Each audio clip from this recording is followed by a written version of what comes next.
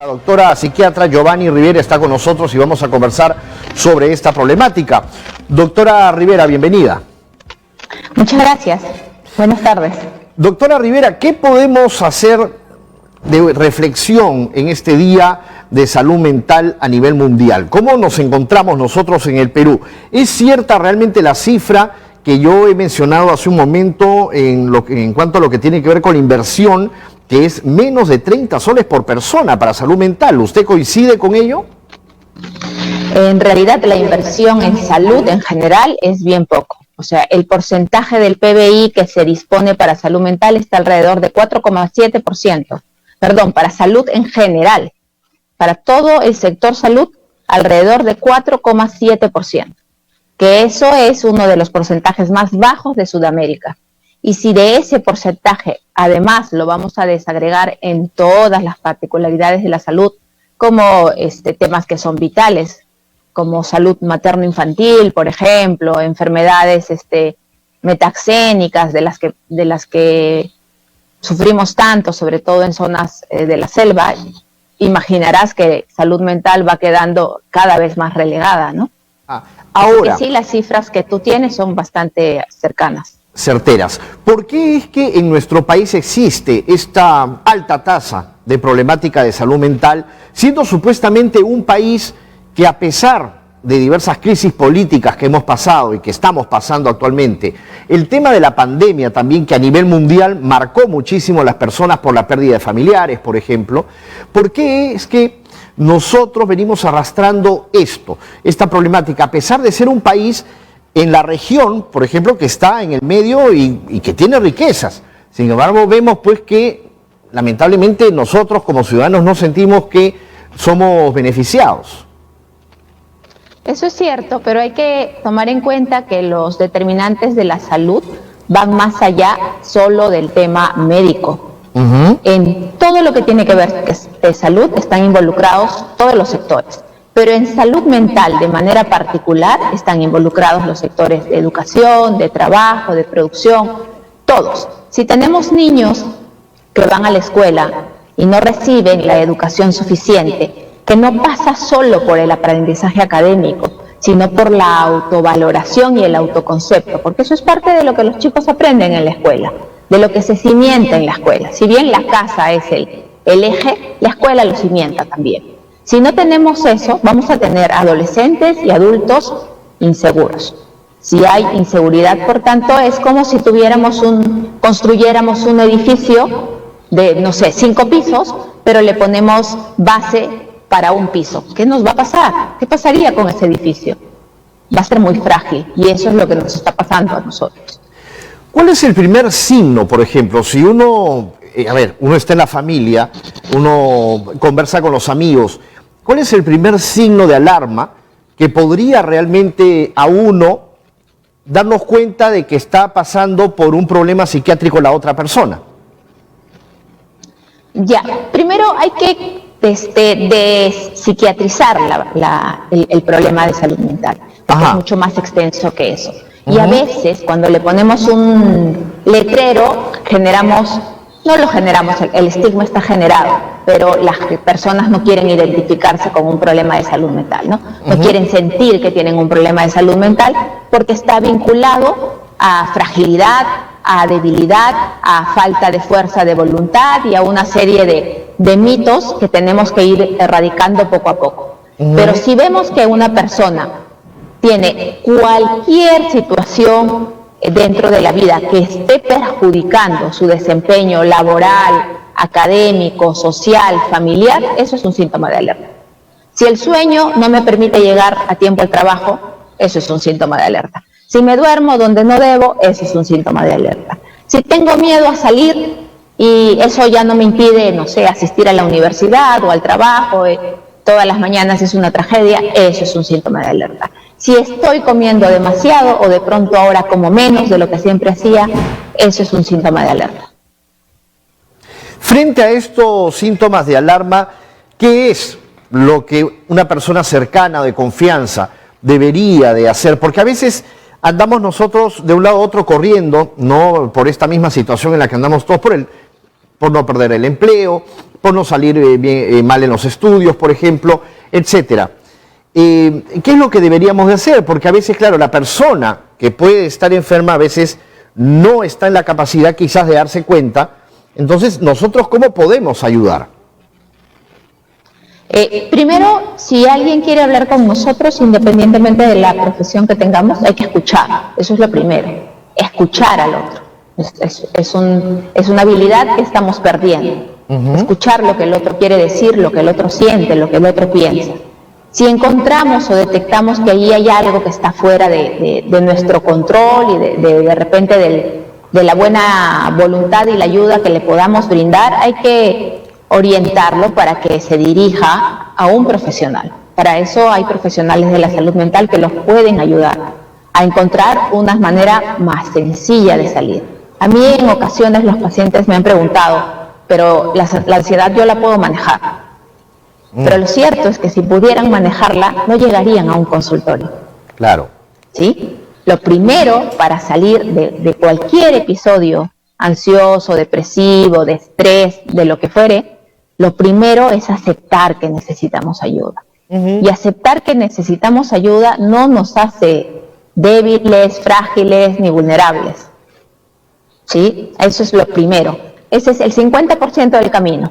Lo otro ya es la ayuda médica, ya sea a través de los fármacos y la psicoterapia. A eso justamente yo quería llegar, porque a lo primero, al primer médico que acude la persona es un psicólogo, ¿no? Entonces un especialista.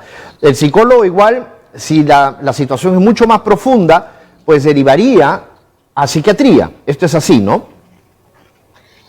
Podría ser de manera indistinta, pero el psicólogo no es médico. El psicólogo es un profesional de la salud mental, pero no es médico. Claro. El psiquiatra es médico. Ajá. Entonces, si va donde el psicólogo en busca de ayuda y el psicólogo ve que este tema requiere algo más que solo psicoterapia, no hay desmedro de esto porque la psicoterapia es vital en cualquier proceso de recuperación, lo va a derivar para que un médico además coadyuve al tratamiento con la atención farmacológica que el caso lo requiera. Ajá. De otra manera, si llega donde el psiquiatra, que en este momento la gran mayoría de nosotros tiene formación en psicoterapia también, nosotros podemos definir si va a requerir fármaco o de repente no requiere fármaco. No todas las personas que están atravesando por situaciones de salud mental complicadas van a requerir fármacos. Es otro mito, que todo el que va con el psiquiatra tiene que salir con una receta. Eso tampoco es verdad. Ajá. Pero hoy por hoy la realidad es que estamos observando a una población, a un país, o gran parte del país, yo lo siento y lo veo así día a día, ¿no? Gente, por ejemplo, que está muy agresiva, estamos observando casos de violencia familiar, estamos viendo casos de suicidio, hay, por ejemplo, pérdida de interés también por lo que antes se podía hacer. Entonces, a ver, en este caso, en donde nos encontramos en un país que hemos atravesado problemas, viendo tantos problemas, ya sean políticos, sociales, con miedos por la delincuencia, más el tema de la pandemia que duró más de lo que nosotros pensamos, entonces, ¿qué podemos hacer? O sea, puede ser que un paciente, o sea, una persona que esté enferma se dé cuenta de lo que tiene y solito poder ir a un especialista, o la persona que está muy enferma necesita así de alguien al lado que realmente le haga abrir los ojos y le diga vamos a un psiquiatra.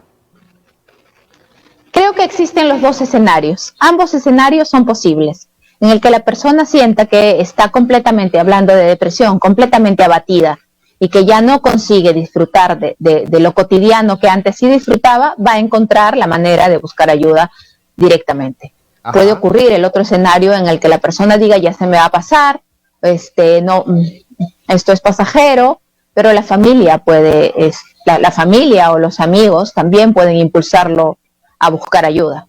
Sí es cierto que la pandemia ha perjudicado terriblemente la salud mental. Para la OMS, la ansiedad y la depresión en el primer año, solo en el primer año de pandemia, se ha incrementado en el 25%, y antes ya era bastante grande. La depresión es por hoy la primera causa de pérdida de salud sin consecuencias mortales. Es decir, la gente no se muere, pero padece. Puede vivir 80 años padeciendo. Y eso es una de las cosas que tenemos que entender. que no es un lujo ir a una consulta de salud mental, que la psiquiatría y la psicología como terapia deben ser uno de los recursos. Por supuesto, no es lo único que hay que hacer, porque como ya habíamos comentado más temprano, esto es multifactorial y tiene además muchos sectores involucrados. ¿Qué puedo hacer yo para cuidar mi salud mental? Decías hace unos minutos que andamos corriendo para no perder el trabajo y a veces corremos para darles a los hijos una oportunidad de vida distinta o mejor a la nuestra. Así es. El dinero no alcanza, entonces trabajas en la mañana en un lado, en la tarde en otro, en la noche, qué sé yo, haces taxi.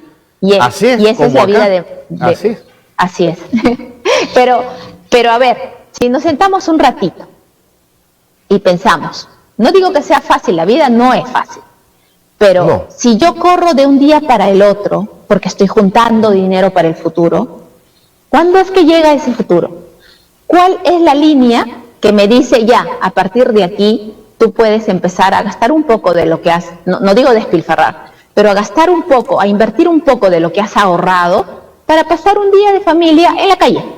Claro. No hablo de nada lujoso, Hablo de repente ahora que se está estilando en Perú a raíz de la pandemia, algo bueno nos trajo, que la gente vaya al parque frente a su casa con su mantelito y lleve el almuerzo ahí y comparta.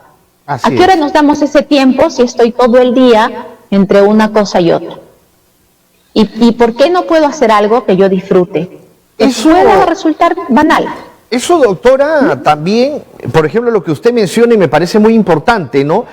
Cosas que antes no se hacían y que a raíz de la pandemia obviamente se empezaron a hacer, que era el salir al frente al parque, poner un mantelito, por ejemplo, estar con la mascota, estar con los hijos, con la familia, compartir una tarde, compartir una mañana, ¿no? Era algo que no se hacía y que ahora se ve más. ¿Usted considera que esto, realmente, casos así, son valiosísimos para la salud mental? O sea, me refiero, obviamente va a ser bien, porque el hecho de compartir, de salir al parque y un poco distraerse, eso va a ser bien en la persona, ¿no? O sea, es como que la tuerca se va ajustando poquito, ¿no?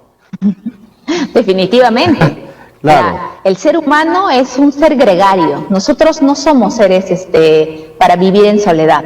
Ajá. La naturaleza humana es gregaria. Por eso es que han ido, no están los humanos desperdigados por el mundo, nos agrupamos, es nuestra naturaleza. Hay otros que se han aislado. Que agruparte. Sí, hay otros que se han aislado hoy por hoy. Ellos requieren atención.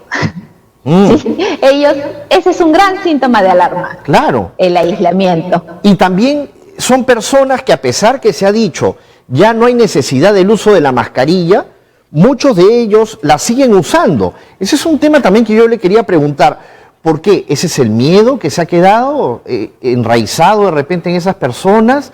Porque el pensar que se van a enfermar de todo si es que no usan la mascarilla, me parece que no es lo correcto, ¿no? En realidad es una precaución, ¿no? De repente tienen a alguien vulnerable en casa, ¿no? De repente ellos mismos tienen alguna comorbilidad que los hace más vulnerables, valga la redundancia un poco, a contagiarse, y eso hace que tomen mayores precauciones. Claro. ¿Sí? No, la verdad que al uso de mascarilla, si la persona se siente más segura y está tranquila, todo ok, ¿no? Siempre y cuando eso no empiece a perturbar su vida social, su actividad. Poco a poco van a ir también retornando un poco la tranquilidad. Recuerda que cuando empezó la pandemia, durante los 3 primeros meses de pandemia, los noticieros fueron particularmente terribles. Sí. Y la gente estuvo, pero de terror, ¿no? Sí. Asustados, los noticieros decían que habían muertos en la calle, cadáveres, cajones, y claro, la gente que no salía se asustó, ¿no? Se asustó. Claro, la verdad que fallecidos han existido a lo largo de todos los tiempos y todos los días de a miles. Entonces, ese es el tema, ¿no? Como lo que sucedió en Guayaquil, que nos llegan las imágenes a nosotros de la gente cómo se desvanecía en las calles, por ejemplo, ¿no? Pero, claro, de hecho que los medios de comunicación juegan un rol muy importante en cuanto a la información y también en cómo se va formando la salud mental desde pequeños, también en un país, ¿no? Entonces, yo soy particularmente de la idea que no se debe de sembrar terror mediante las pantallas, sino más bien dar la calma y la tranquilidad frente a una crisis, ¿no? Y tal como sucedió con la pandemia, lo mismo también, obviamente, podría suceder con un efecto sísmico, ¿no? Con un sismo, un terremoto, claro, que podría, y estar alertas todo el tiempo, ¿no? Así es, así es. Sí, doctor, yo creo que ustedes sí, como comunicadores juegan un rol vital, ¿no? Es cierto que existen situaciones adversas de toda índole. Ahora estamos viviendo olas de delincuencia y está bien estar informados.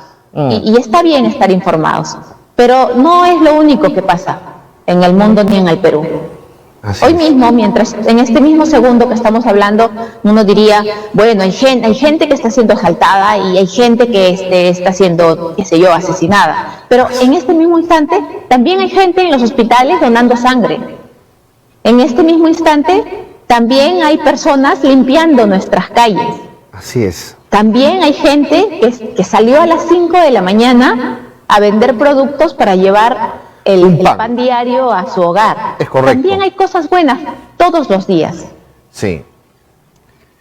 Pero cuando uno piensa siempre en cosas buenas, nunca faltan los que dicen, tú eres una persona fantasiosa, dicen, ¿no? Ay, tú vives en Narnia, ¿no? Tú vives claro, tú vives en Narnia, en el país de la fantasía, no de Alicia, y no es así, ¿no? Porque todos los días hay problemas. Entonces, acá viene el contrapeso, o sea, ok, uno puede estar pensando en cosas positivas, pero cómo asimilar y cómo llevar también la vida con cosas negativas, porque obviamente hay problemas, hay crisis familiares.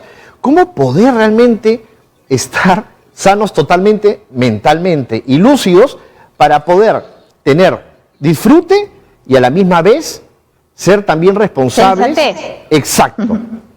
Eso. A ver, más o menos, digamos. Lo que acabamos de decir es tal cual, ¿no? Pasan estas cosas terribles, pero también pasan todas estas cosas buenas que si tú las sacas a flote, vives en el país de las maravillas. Pero si tú no vives en el país de las maravillas o no lo visitas de vez en cuando, ¿se vuelve mejor la situación? Que tú estés todo el día pensando en lo negativo y en lo terrible, ¿ha reducido la delincuencia? ¿Ha reducido los índices de enfermedad mental? ¿Ha pasado algo de eso? No ha pasado. Claro. No ha pasado, porque la cosa no es mágica. Entonces, tú estás todo el día pensando en me roban, me asaltan, matan, los violan miedos. Y tal. Y el mundo cambia por tu miedo, mejora con tu miedo, se vuelve un lugar más seguro porque tú sufres. No.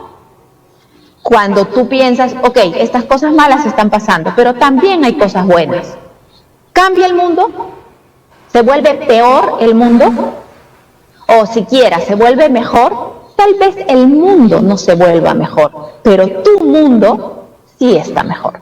Hay, por ejemplo, cuando tú estás más tranquilo, puedes tomar mejores decisiones. Hay, por ejemplo, el aspecto de las redes sociales también, ¿no? En donde toda la gente se queja sobre un tema y andamos muy preocupados ahora por lo que está pasando entre Rusia y Ucrania. Yo digo, la gente ahora parece Mafalda. O sea, todo el mundo se preocupa del mundo, pero nadie puede cambiar nada porque no está realmente en las manos de cada una de las personas que habla por las redes sociales. O sea, porque uno hable no va a cambiar el mundo, y es la verdad. Así es. No vas a cambiar lo que pasa en Ucrania respecto a la guerra y a la violación de derechos humanos y a lo que sea. Pero si tú estás en la calle y alguien te pide ayuda para cruzar la pista y tú lo ayudas, tú en ese microsegundo, si quieres, estás cambiando ese momento de la vida de esa persona. Y te sientes bien. No tienes idea de cómo ese acto, porque además la generosidad es uno de los actos humanos que mayor cantidad de hormonas de la felicidad naturales segrega.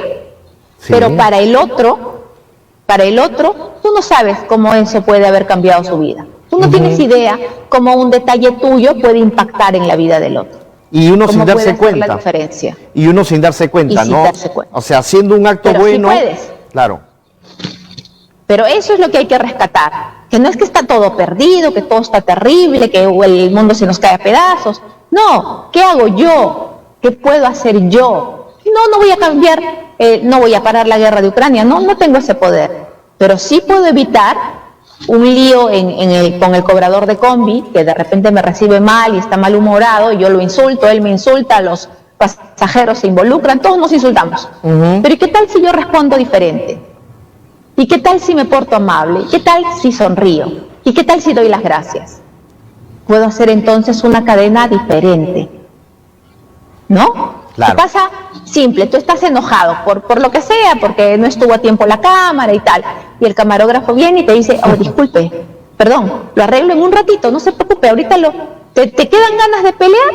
No te quedan ganas, porque esa no es la respuesta que tú buscabas o que creías que iba a ocurrir. No hay con quién pelear para discutir, para pelear, para el conflicto.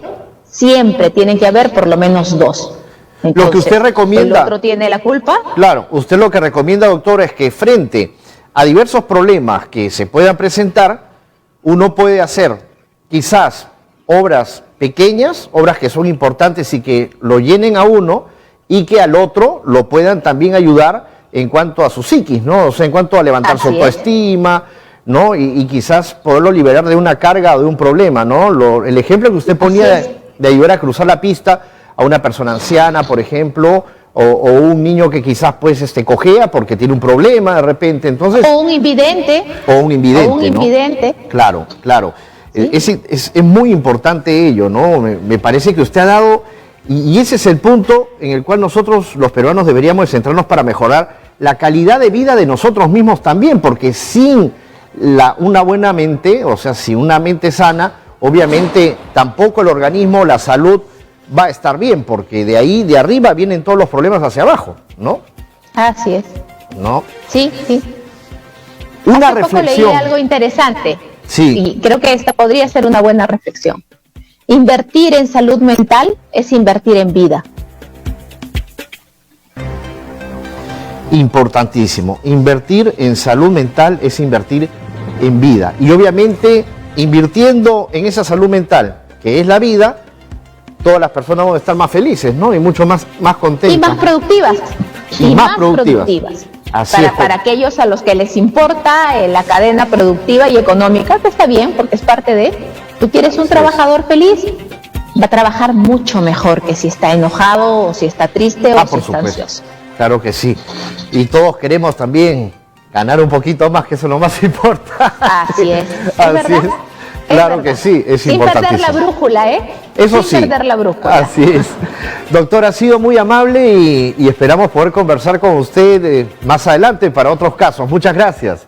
Claro que sí, un gusto. Un gusto. Giovanni Rivera, médica psiquiatra, quien ha estado con nosotros en este Día de la Salud Mental a nivel mundial.